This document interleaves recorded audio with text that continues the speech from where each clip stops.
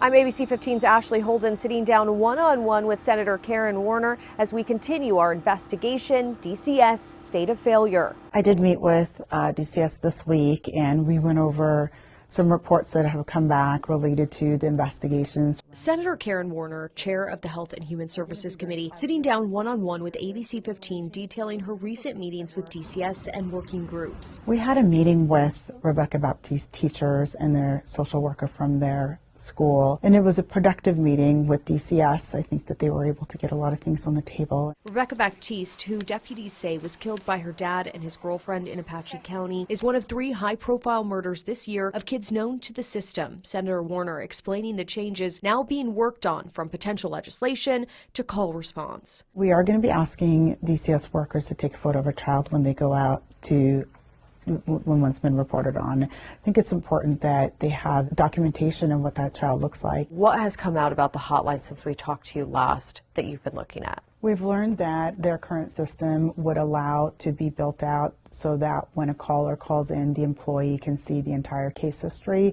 at the click of a button instead of having to open up individual windows. Senator Werner says they are in the early stages of figuring out what legislation needs to be authored versus what DCS policy could be changed. There will be some changes related to mandatory reporting. There will be some changes related to the children's attorneys and how they need to represent them. A stakeholder meeting.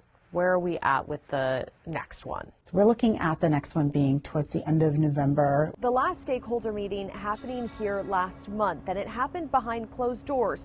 And now we're learning that might still be the case come November. We want to ensure that the tribes can feel like they can speak freely, that, we had group home staff in the last stakeholder meeting, and they will be invited again. We want them to be able to say how they feel, give their ideas, and not be intimidated by cameras in the room. And of course, we'll be open to interviews afterwards.